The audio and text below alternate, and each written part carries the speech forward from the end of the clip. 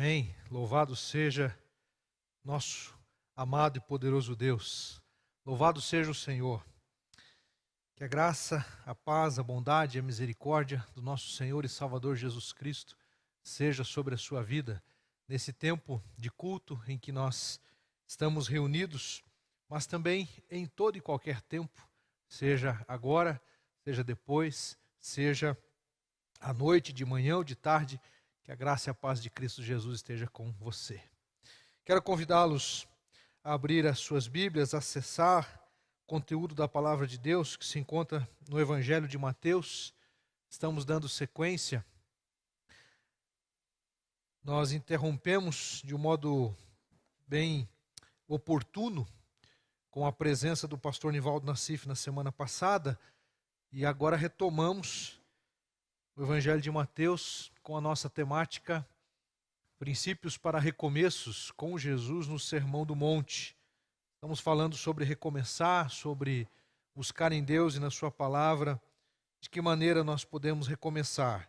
E dentre as últimas ênfases que nós demos, focamos, enfatizamos, recomeçarmos de acordo com o padrão de Jesus, né? Esse padrão de Jesus que fica tão evidente nas Escrituras, quando Jesus mesmo veio nos dizer que nós devemos ser perfeitos, como perfeito é o Pai Celestial. Lá no capítulo 5, 48, portanto, sejam perfeitos como perfeito é seu Pai Celestial. Essa foi a última mensagem que nós anunciamos baseado nesse texto. E hoje damos sequência, então, no capítulo 6, nos versos de 1 a 8. Eu convido você a acompanhar comigo a leitura do texto bíblico, que diz assim: Tenham cuidado, não pratiquem suas boas ações em público para serem admirados por outros, pois não receberão a recompensa de seu Pai que está no céu. Quando ajudarem alguém necessitado, não façam como os hipócritas que tocam trombetas nas sinagogas e nas ruas para serem elogiados pelos outros. Eu lhes digo a verdade, eles não receberão outra recompensa além dessa. Mas quando ajudarem alguém necessitado, não deixem que a mão esquerda saiba o que a direita está fazendo. Deem sua ajuda em segredo, e seu Pai que observa em segredo os recompensará. Quando vocês orarem, não sejam como os hipócritas que gostam de orar em público nas sinagogas e nas esquinas, onde todos possam vê-los. Eu lhes digo a verdade, eles não receberão outra recompensa além dessa. Mas quando orarem, cada um vá para seu quarto, feche a porta e ore a seu Pai em segredo. Então seu Pai, que observa em segredo, os recompensará. Ao orar, não repitam frases vazias sem parar, como fazem os gentios. Eles acham que se repetirem as palavras várias vezes, suas orações serão respondidas. Não sejam como eles, pois seu Pai sabe exatamente do que vocês precisam, antes mesmo de pedirem. Que Deus abençoe a leitura da sua palavra e aplique aos nossos corações. Vamos orar nesse momento. Senhor, nosso Deus e nosso Pai, graças nós te damos, ó Deus, por esta manhã. Obrigado, ó Deus, pela tua palavra, que mais uma vez temos a oportunidade de ler e também, ó Deus, agora de refletir e aplicá-la às nossas vidas. Pai bendito, o texto que lemos é tão conhecido, pelo menos deveria ser muito conhecido, daqueles, ó Deus, que já se identificam com Cristo, cristãos, homens e mulheres, que devem, ó Pai, devemos levar as marcas de Jesus por onde passamos, devemos exalar o bom perfume de Cristo por onde andamos. Pai querido, este com certeza é um texto que não apenas deve ser conhecido por nós, mas realmente como um assunto que de fato nós já entendemos, nós já absorvemos e nós já vivemos plenamente. Mas infelizmente esta, ó Deus querido, não é a verdade quando olhamos, ó Deus, para um país predominantemente cristão, em que estes princípios, ó Deus, ainda se apresentam como elementos que precisam ser ensinados, precisam ser buscados, precisam ser praticados. Dá-nos da tua graça, da tua bênção, para que possamos, ó Deus, com base nos princípios de Jesus no Sermão do Monte, recomeçarmos o que for necessário. Pedimos a tua graça e o teu favor, em nome de Jesus. Amém. Queridos, quando nós estamos diante de um texto como esse, temos a tendência de olharmos para a palavra de Deus e, justamente pelo fato de estarmos diante de um texto conhecido, às vezes não darmos a atenção que deveríamos dar. De maneira que eu quero, com base nesse texto, falar sobre a necessidade que nós temos de viver os princípios da palavra de Deus, de um modo que realmente traga a mudança e a transformação das nossas vidas, de maneira que nós possamos viver realmente como homens e mulheres bem-sucedidos sobre a terra. Mas o que é ser alguém bem-sucedido sobre a terra? A nossa sociedade vai dizer para nós que ser bem-sucedido ou ser bem-sucedida, pelo menos na realidade econômica do Brasil, alguém que venceu na vida. O que é alguém que venceu na vida? Me diga aí, o que você acha? O que você entende por essa expressão, fulano venceu na vida? Geralmente nós estamos se referindo, ou de um modo geral, a uma referência nesse aspecto, quando a pessoa ela conseguiu adquirir o seu carro, ela conseguiu comprar a sua casa e ela conseguiu colocar um título na parede. Alguém bem-sucedido, alguém que venceu na vida, é alguém que conquistou esses recursos, esses benefícios ou esse status. Contudo, meus queridos, eu penso que isso está muito longe de ser alguém bem-sucedido.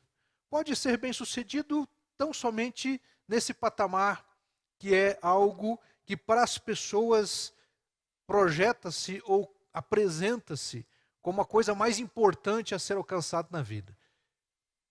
Alguém que deu certo, que consegue ter recursos financeiros, que não depende de outras pessoas, mas consegue caminhar com as suas próprias pernas. Foi alguém que deu certo, alguém que venceu, alguém que foi bem-sucedido. Contudo, eu penso que conseguir comprar um carro, conseguir comprar uma casa e ter um título na parede, diz respeito a algumas necessidades que nós buscamos, mas está muito longe disso representar alguém ser bem-sucedido. Ser bem-sucedido, ser alguém que em sua caminhada, em sua trajetória de vida, de fato seja relevante, é uma pessoa que, de algum modo, ela contribuiu para tornar a vida dos outros melhor e não apenas a sua própria vida melhor. Porque conseguir comprar um carro, ter a sua própria casa e ter um título na parede, dentre outras coisas que nós podemos acrescentar, está vinculado ao objetivo de se dar bem na vida, de eu ser bem-sucedido. Mas isso está muito distante, há um abismo disto para oportunizar as outras pessoas que elas também possam crescer e se desenvolver. Nós vamos trabalhar nessa manhã dentro de uma contracultura. O que o texto bíblico, esses 8 versículos que nós selecionamos para esse momento agora falam de uma contracultura. Falam de uma cultura que vai na contramão daquilo que a sociedade mostra, daquilo que as pessoas buscam, daquilo que é esperado pela sociedade por alguém bem-sucedido. Mas por que eu estou usando a expressão bem-sucedido? Porque isso está vinculado ao Sermão da Montanha. Se você voltar comigo lá no capítulo 5, a partir do verso 3, Jesus ele vai dizer ali, bem-aventurados, felizes, bem-sucedidos. Bem-sucedidos, bem-aventurados, são pessoas felizes, são pessoas que estão vivendo de um modo que de fato todos deveríamos viver. Só que nas bem-aventuranças de Jesus, ser bem-sucedido, em nenhum dos pontos ele está dizendo acumular bens, alcançar um grande status, ter um carro, ter uma casa, ser alguém bem-sucedido aos olhos do mundo. Percebe por que eu estou dizendo que nós estamos tratando de algo que vai na contracultura? A ótica de Jesus, ela é contrária, e Jesus ele está dizendo, enquanto o mundo diz que bem-aventurados são os ricos, ele diz bem-aventurados são os pobres de espírito, pois o reino dos céus lhe pertence. Enquanto para o mundo felizes e bem-sucedidos são aqueles que não choram, Jesus vai dizer que felizes e bem-sucedidos são os que choram. Enquanto o mundo vai dizer felizes ou bem-aventurados são aqueles que aparentam sucesso na vida, os humildes não vão viver dessa maneira, aparentando sucesso na vida, ostentando um celular, um carro, uma casa ou alguma coisa do gênero.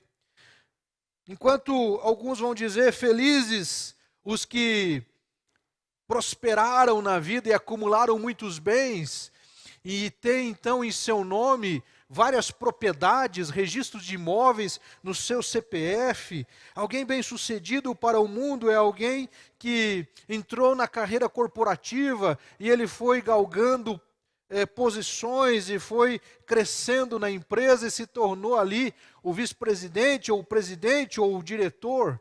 Ser bem-sucedido para o mundo é você alcançar status e patamares que o colocam sobre os outros, acima das pessoas. Mas ser bem-sucedido aos olhos de Jesus é aquele que tem fome e sede de justiça. Então, em vez de ele trabalhar para enriquecer, ele trabalha para transformar a vida dos outros melhor. Felizes os misericordiosos, Jesus vai dizer, enquanto o mundo vai dizer que bem-sucedido, e para ser bem-sucedido aos olhos da sociedade, você não pode ser misericordioso. O misericordioso, ele é visto como um fraco. Alguém é um elo fraco no processo. Pureza, então, para ser bem-sucedido aos olhos do mundo, os homens e mulheres que procuram viver dentro de uma pureza são tidos como pessoas sem noção, pessoas que estão perdidas no processo. Então, queridos, eu estou falando de uma contracultura, e essa contracultura, ela vai dizer para nós ali no capítulo 6, verso 1. Então, como é que a gente pode recomeçar de acordo com os princípios de Jesus? Em primeiro lugar, recomeçar importando-se com a dor do outro. Os versos de 1 a 4 do capítulo 6 falam exatamente disso. Importar-se com a dor do outro. Tenham cuidado, não pratiquem suas boas ações em público para serem admirados por outros, pois não receberão a recompensa de seu Pai que está no céu. Há muitas pessoas que procuram realizar boas ações, mas o foco dela não é o bem-estar do próximo, é ela se sentir bem consigo mesma. Quando eu compro uma cesta básica, quando eu dou uma oferta, quando eu coloco um presente lá na árvore de Natal dos Correios, eu vou lá na árvore de Natal dos Correios e eu pego uma cartinha de uma criança carente e eu faço aquilo no final do ano. Claro que eu não estou aqui generalizando, mas muitos do que assim o fazem porque eles querem se sentir bem consigo mesmo. São pessoas que estão necessitadas de se sentir bem consigo mesmo. São pessoas que não têm um relacionamento com Deus de fato verdadeiro. E ela acaba então sendo extremamente religioso e fazendo bem para as pessoas, como que tentando suprir aquilo que ele não tem em seu relacionamento com o Pai. Importar-se com a dor do outro é agir para tornar a vida do outro melhor. Diz o versículo 2, quando ajudarem alguém necessitado, não façam como os hipócritas que tocam trombetas nas sinagogas e nas ruas para serem elogiados pelos outros. Eu lhes digo a verdade, eles não receberão outra recompensa além dessa. Por quê? Porque já receberam a recompensa de ter o reconhecimento. Eu lhes digo a verdade. Verso 3, mas quando ajudarem alguém necessitado, não deixem que a mão esquerda saiba o que a direita está fazendo. Deem sua ajuda em segredo, e seu Pai que observa em segredo os recompensará. Importar-se com a dor do outro é fazer com que o bem-estar do seu semelhante, do seu próximo, seja parecido com o seu. Ou que você possa minimizar a dor daquele que está sofrendo. Eu estava pensando e refletindo sobre estes princípios do texto bíblico e conversava com a Neuza hoje pela manhã.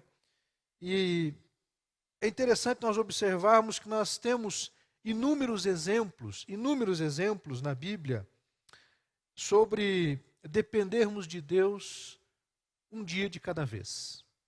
Por exemplo, lá no deserto, enquanto eles estavam no processo de transição e sob tratamento de Deus, a palavra de Deus vai nos dizer ali, por meio de Moisés, que eles deveriam recolher o maná que Deus mandava por dia e não acumular para o outro dia.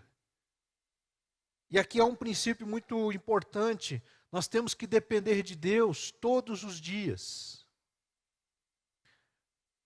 Nós temos também a necessidade de compreendermos, queridos, que a Bíblia está dizendo para nós, daqui a pouco daqui a alguns dias, né? Nós vamos chegar ali no texto, lá no versículo de número 34, portanto não se preocupem com o amanhã, pois o amanhã trará suas próprias inquietações, bastam para hoje os problemas deste dia. Lá em Mateus 6, 34. Ou seja, é viver um dia de cada vez e depender de Deus a provisão para esse dia. E eu creio e acredito que nós precisamos ter sabedoria. Não estou dizendo que você tem que sair aí distribuindo de um modo inadvertido, descontrolado, não planejado os seus bens. Mas a Bíblia deixa claro, queridos, que não é uma meta para nós acumularmos bens nessa terra. A pandemia é uma ótima oportunidade para que você possa resgatar aquele valor de investimento, aquele CDB, aquele valor que está investido, para você repartir com aqueles que não têm. Nós sempre dizemos, meus irmãos, que nós temos que acumular algumas reservas para tempos difíceis. Sim, nós estamos em tempos difíceis. Não, pastor, mas eu tenho que guardar as minhas reservas para suprir as necessidades minhas, da minha família. Eu creio que é chegado o tempo, meus irmãos, de nós abrirmos as nossas reservas para ajudar aquele irmão que está desempregado.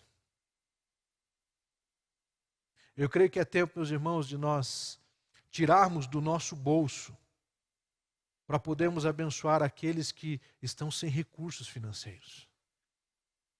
E, meus irmãos, eu não estou fazendo um discurso socialista. Eu estou fazendo um discurso bíblico. Não tem nada a ver com ideologia. Isso tem a ver com palavra de Deus. Jesus está dizendo, Jesus não está condenando entregar, e aqui a palavra mais usada é esmolas, mas ele está falando sobre ajuda aos necessitados. E aí eu pergunto, e obviamente que é uma pergunta apenas provocativa, você não precisa me responder. Qual foi a última vez que você colocou a mão no bolso para pagar um almoço para alguém? Para comprar um frango assado e abençoar uma família no dia de domingo?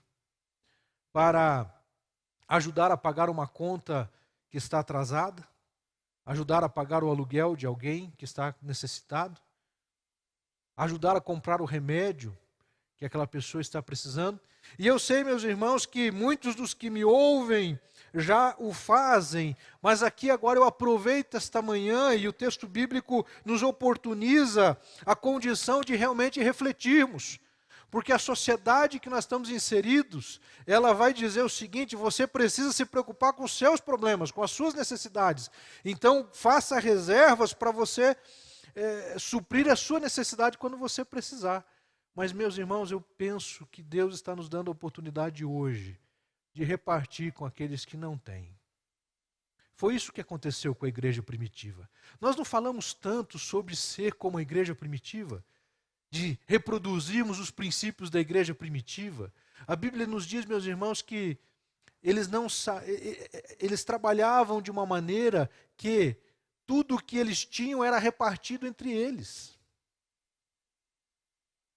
Então é chegado o tempo, meus queridos, de avaliarmos e considerarmos. Existem muitas pessoas enriquecendo com a pandemia, mas o que nós deveríamos ver, meus queridos, é uma ação, e isso não pode ser algo que a gente espere só do Estado.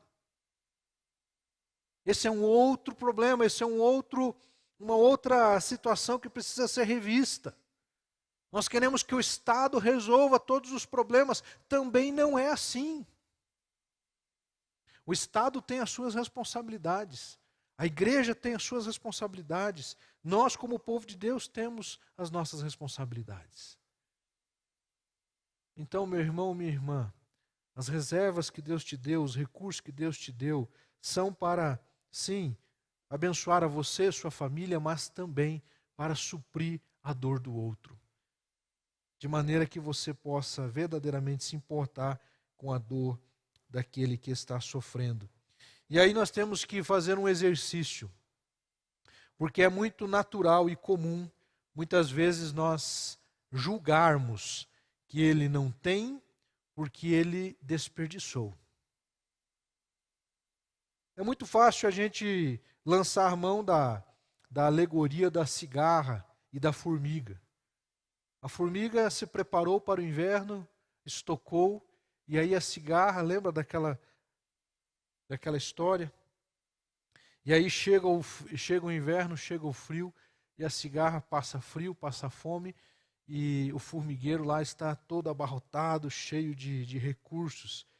E aí nós agimos, meus queridos, como as formigas no sentido de, não, mas eu fiz a minha parte, eu guardei o que devia guardar. Quem não guardou agora sofre as consequências.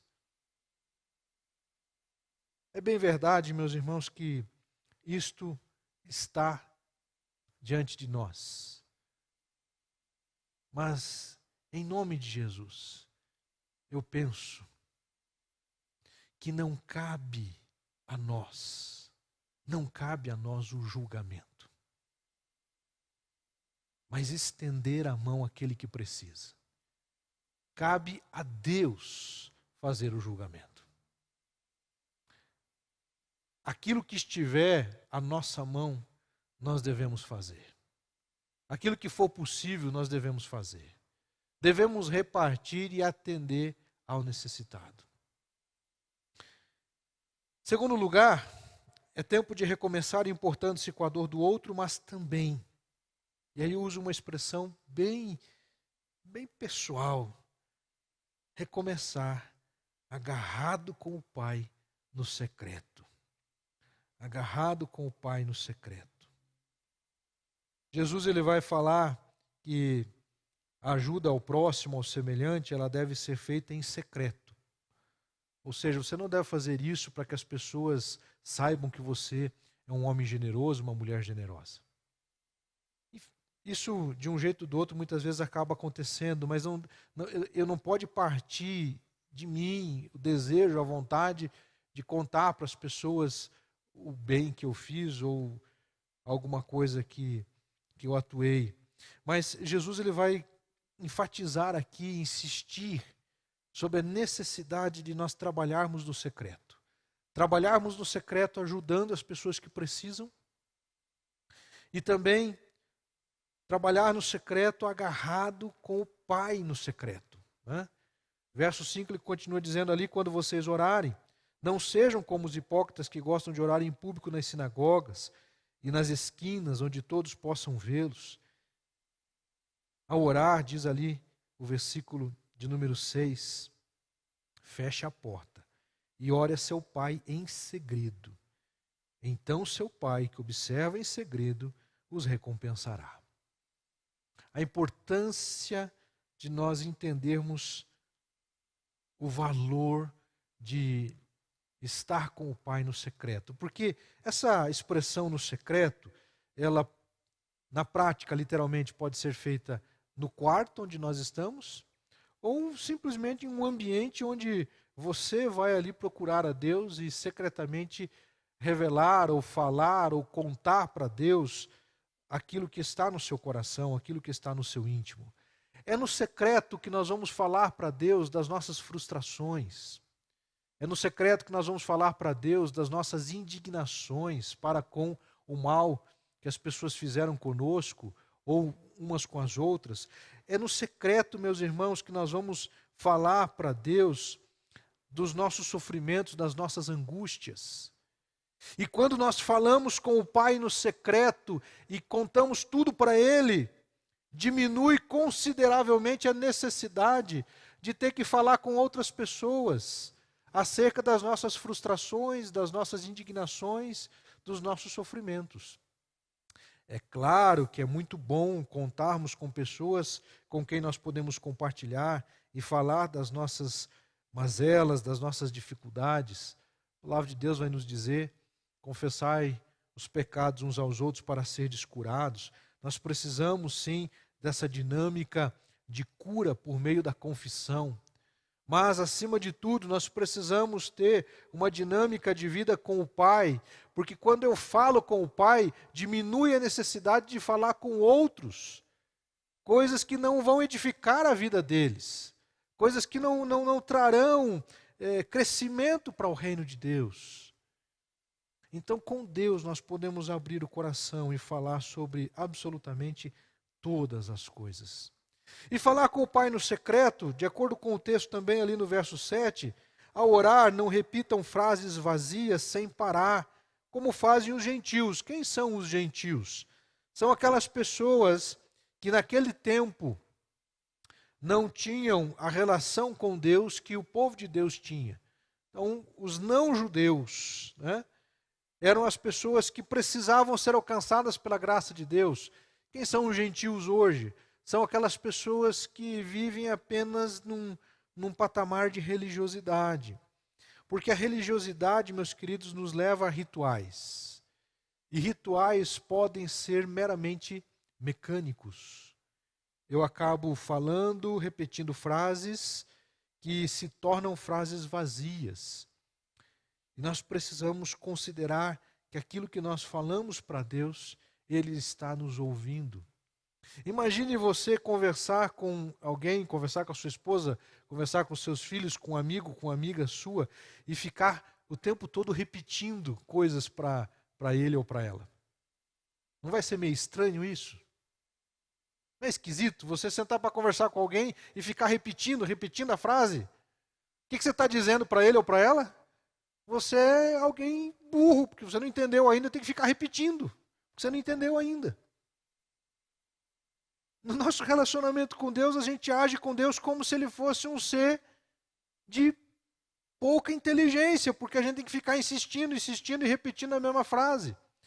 Não, nós precisamos orar e a nossa oração precisa ser formulada com base em uma conversa. E uma conversa, ela tem começo, meio e fim.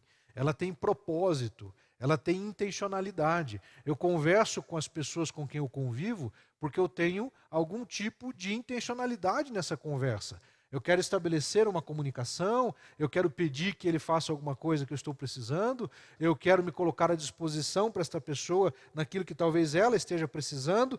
Com Deus é da mesma maneira. A nossa oração ela precisa ter começo, meio e fim. Ela tem que ter sentido, ela tem que ter propósito, ela tem que ter intencionalidade.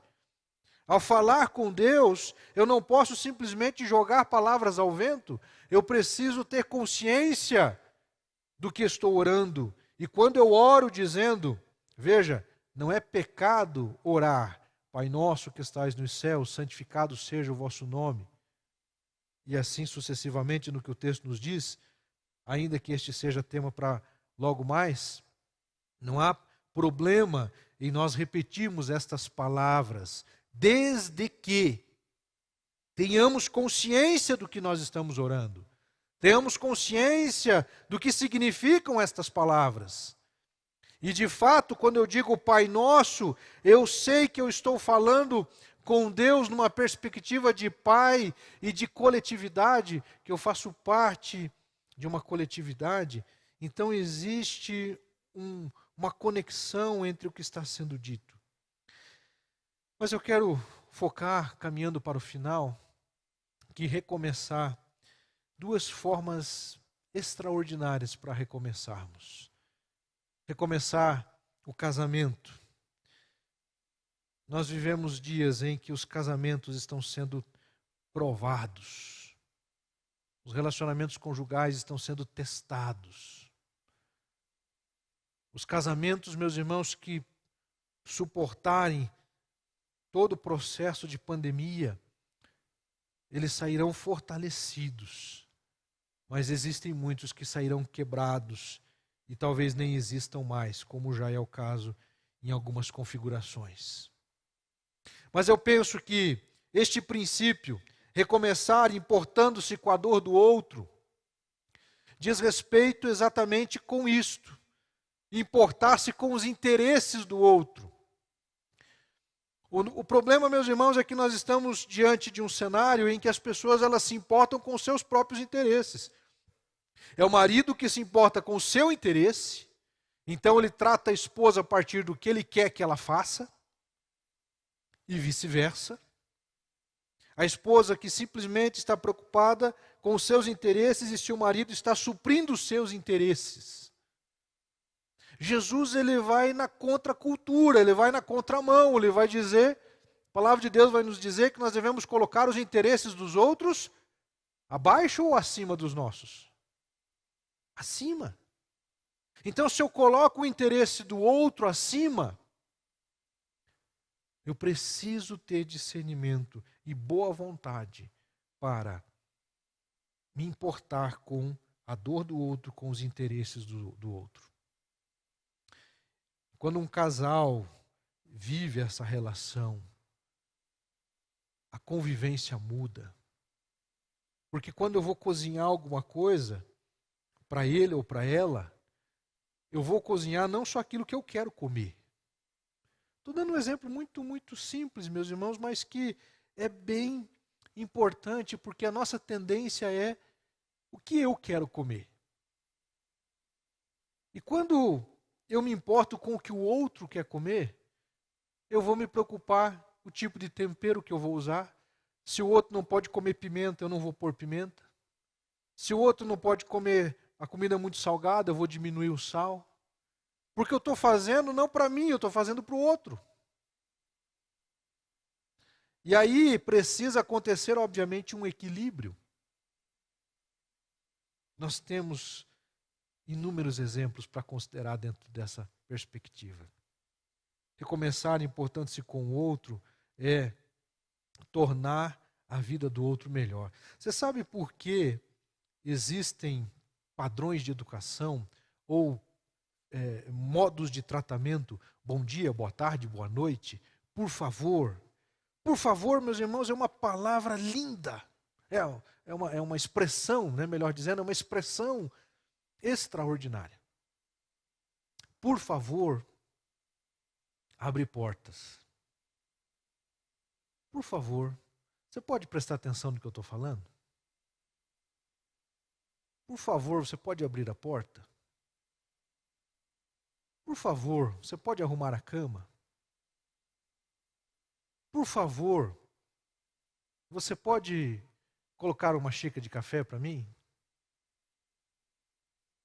Não torna o ambiente melhor?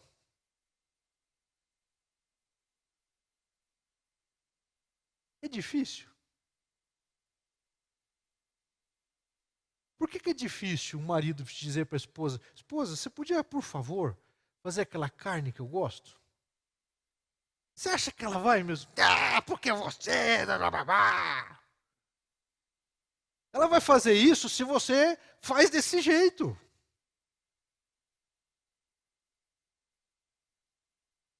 Diz a história que o bom sexo começa na cozinha. Agora eu estou falando para os casados, tá? Os casados, quem é solteiro tapa os ouvidos. O relacionamento conjugal começa na cozinha, começa nas preliminares da convivência que acontecem durante o dia, e não simplesmente num ato impensado e simplesmente com a intenção de satisfazer o desejo próprio, mas é tornar o relacionamento agradável. Bom dia, boa tarde, boa noite. Meus queridos, eu entendo que hoje há tantos necessitados na nossa cidade, né? Em qualquer lugar que você vai, muito provavelmente você vai encontrar alguém nas esquinas.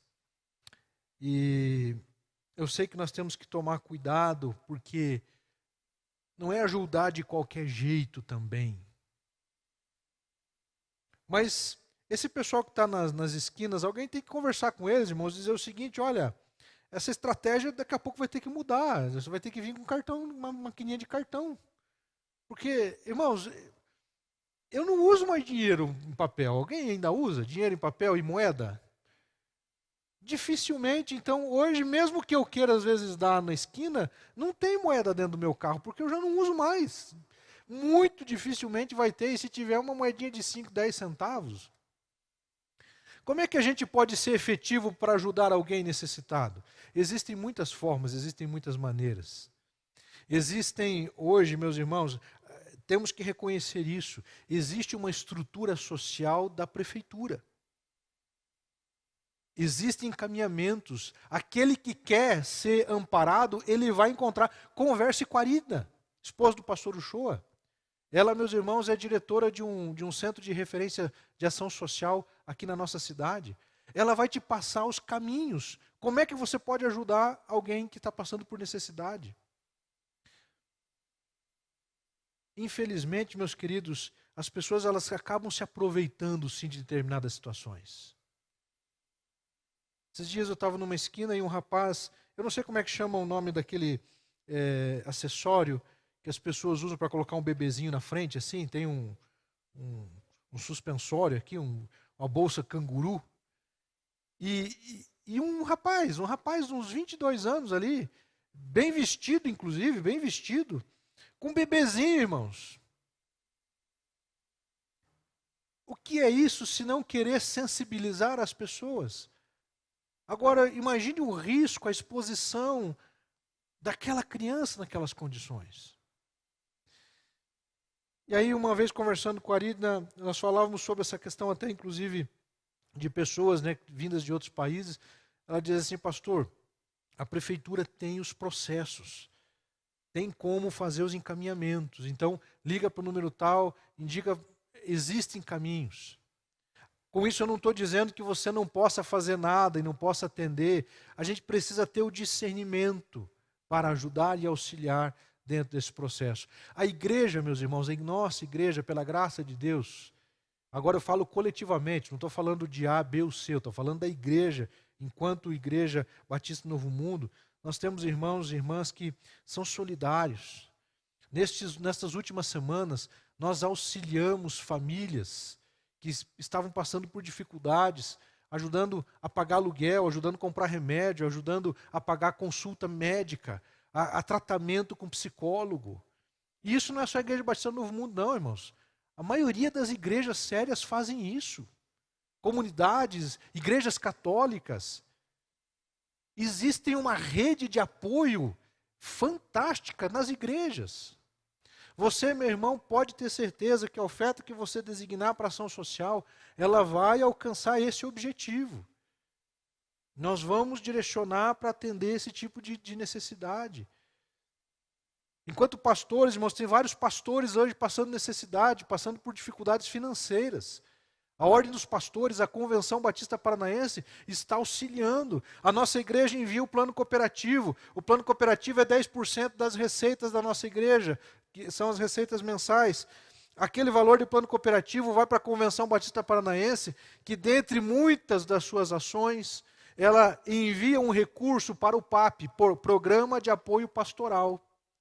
Desse programa de apoio pastoral, nós estamos atendendo pastores que precisam fazer uma consulta médica, que precisam comprar cesta básica, nós estamos atendendo enquanto organização também. Então o que eu quero dizer, queridos, é que existem caminhos, mas você também pode fazer a sua parte, tornando a vida de alguém melhor. E aí eu quero fechar, porque tornar a vida de alguém melhor não precisa necessariamente ser dinheiro. Tem pessoas, meus irmãos, que hoje têm dinheiro. Ele tem dinheiro na conta, ele tem comida em casa, mas ele não tem afeto. Ele não tem quem preste atenção, não tem com quem conversar. Então, tornar a vida do outro melhor é suprir nas suas necessidades, e não existem apenas necessidades materiais. Existem necessidades emocionais, existem necessidades espirituais. Mas a nossa tendência é nos acomodarmos no nosso sofá confortável e ficarmos assistindo às estatísticas de mortes, de sofrimentos. Talvez entrar no Facebook para ficar fazendo debates infundáveis que não levam a lugar nenhum. Me diga que realmente ficar debatendo, meus irmãos, nas redes sociais vai mudar a vida de alguém. O que muda, meus irmãos, é a nossa postura, é a nossa atitude. Em vez de eu ficar reclamando e falando, é eu ir lá e fazer, e promover a transformação, ajudar o semelhante. De maneira que nós precisamos nos importarmos com a dor do outro e procurarmos recomeçar também agarrados com o Pai no secreto. Porque quando nós nos importamos com a dor do outro, a nossa dor é menor, será menor. Quando eu estou agarrado com o Pai no secreto, Ele vai me ajudar com as minhas dores, para que eu possa ajudar os outros com as suas dores. Jesus está dizendo: não pratiquem suas boas ações em público, não façam como os hipócritas, não deixem que a mão esquerda saiba o que a direita está fazendo, não sejam como os hipócritas que gostam de orar em público, não repitam frases vazias sem parar, como fazem os gentios, não sejam como eles. Jesus, ele sabia que nós temos dificuldade muitas vezes de entender algumas coisas e de colocar em prática. Então, não existe melhor maneira de dizer o que deve ser feito dizendo o que não deve ser feito. Então, não seja hipócrita. Faça o bem sem importar a quem e sem se importar se você vai obter reconhecimento disso ou não. Porque Deus sabe o bem que você fez. Deus sabe mensurar. Ah, pastor, então eu vou agora, em vez de entregar o dízimo, eu vou pegar o meu dízimo e vou comprar uma cesta básica para fulano e para Beltrano. São coisas diferentes, irmãos.